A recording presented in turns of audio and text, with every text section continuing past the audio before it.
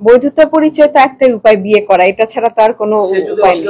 আমি 5 মাসের অন্তর। আমি দেখেছি কমেন্ট করেছেন টাকার লোভে তুমি এখানে আসছো। যে আমাকে ভাবে মারতে পারে দারোয়ান দিয়ে, সে আমাকে সামনে গিয়ে কি বিয়ে করবে? ডেফিনেটলি না। আমি তো ওই চিন্তা কখনোই করিনি যে এরকম একটা সিচুয়েশনের সম্মুখীন আমার হওয়া লাগবে। আমার মানে মৃত্যুর মুখোমুখি বা এরকম মৃত্যুর হুমকি টাইপের কোন সিচুয়েশন আমার লাইফে ক্রিয়েট হবে তার মাধ্যমে। যে আমাকে ভাবে মারতে পারে দারোয়ান দিয়ে, সে আমাকে সামনে গিয়ে কি বিয়ে করবে? ডেফিনেটলি না।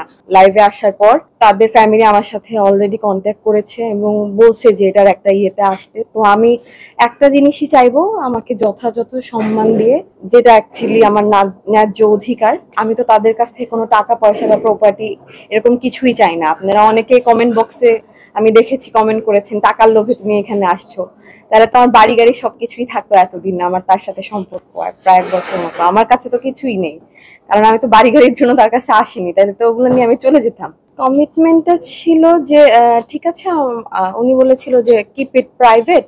এইটাই এখন আমার কোশ্চেন। আমি যখন এখন বুঝতে পারলাম যে যে আমাকে ভাবে মারতে পারে দারোয়ান দিয়ে, সে আমাকে সামনে গিয়ে কি বিয়ে করবে? ডেফিনেটলি না। আর যে ইভেন আমাকে আমার বাসা থেকে, মানে আমি বাসা থেকে বের হয়ে আসছি, আমার বাসা যেহেতু বসুন্ধরাতে, আমি ওখানে ভাড়া থাকি। তো আমার একটাই কথা যে আমাকে এই ব্যাপারটা লিগালাইজ করুক, তারা আমাকে ন্যায্য অধিকার দেখে। আমি তাদের কাছ থেকে কোনো টাকা পয়সা কিছু চাচ্ছি না। যেটা দেওয়ার মানে যেটা তারা এখন সেটেলমেন্টে আসতে চাচ্ছে বা হোয়াট এভার কন্ট্যাক্ট করেছে যাচ্ছে, এরপর আর আমার তাদের প্রতি কোনো গ্রাজেস থাকবে না। লোকেশন না, আমি এটা বলতে পারবো যে ইনসিডেন্টটা যেখানে হয়েছে ওই দিন রাতে, যেখান থেকে শুরু হয়েছে ওইটা বলে দিই। এটা হচ্ছে আই ব্লক জাপান স্ট্রিটের জেবিএস টাওয়ারে লিফটেড 30 ওইখানে ইনসিডেন্টটা হয়েছে, যেখানে বেসিক্যালি সে অন্য আরেকটা মেয়ে নিয়েছিল, যেটাকে আমরা ওয়ান নাইট স্ট্যান্ড বলি। তো ওইখান থেকেই বিষয়টা শুরু হয়। ওই 2 জন তো ভদ্রলোক হতে পারে না ভাই, যে একটা মেয়ের গায়ে হাত তুলবে, চুল ধরে 13 তলা থেকে নিচ তলায় নামিয়ে দিবে আমি এইরকম অসুস্থ অবস্থায়। সরি, আমার তো দরকার ছিল ওই 2 ভদ্রলোকের নামে আইনগত ইয়ে না, বাট আমি তো নেইনি, তাদেরকে ছেড়ে দিয়েছি। বিষয় সেটা হচ্ছে, যদি আপনাকে টাকা দিয়ে যদি সমাধান করে, অবশ্যই না। হ্যাঁ, তাহলে কি আপনি রাজি হবেন কিনা? কারণ সে তো নিবে কিনা, আপনি এটা কত টাকা? টাকার কোনো বিষয় আছে হলেও কত টাকা, আমি টাকা দিয়ে কোনো সমঝোতার মধ্যে আমি যাব না। আচ্ছা, আপনার যে এই সম্পর্কটা, আপনার পরবর্তী পদক্ষেপ কি হবে? তারা তো না, আমরা তো একটা কথা মধ্যে দিয়ে যাচ্ছি, ওটা হোক, ওই টাইম লিমিটটা শেষ হোক, দেন আমি বলতে পারবো। এর আগে আমি বলতে পারছি না। আপনাদের সম্পর্কটা, এই সম্পর্কটা আপনি কিভাবে বৈধতা পরিচয় দিবেন? বৈধতা পরিচয় তো একটাই উপায়, বিয়ে করা। এটা ছাড়া তো আর কোনো উপায় নেই। তখন আপনি কি করবেন? আপনার কাছে প্রমাণ আছে?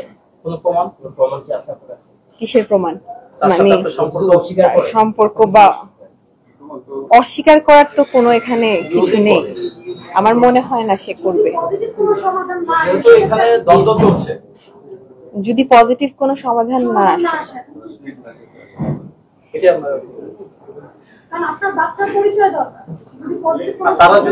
তাহলে ওই অনুযায়ী আমি নেক্সট স্টেপ নিব। আমার যেটা তখন প্রপার মনে হবে আমি ওইটাই করব। আপনি কিভাবে প্রমাণ করবেন সেটা? এটা সিচুয়েশনের উপর ডিপেন্ড করে। Let's hope for the best. ভাইয়া, আর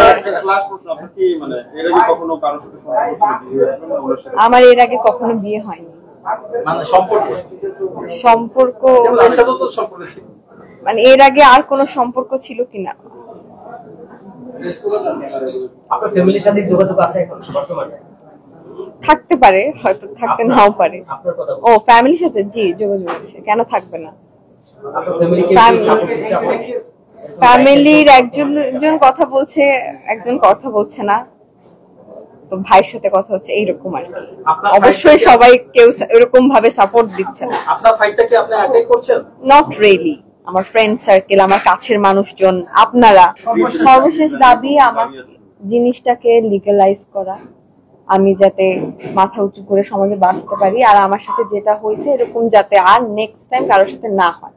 আর ওই 2 লোককে শাস্তি দেওয়া, যে 2 লোক আমার গায়ে হাত তুলে।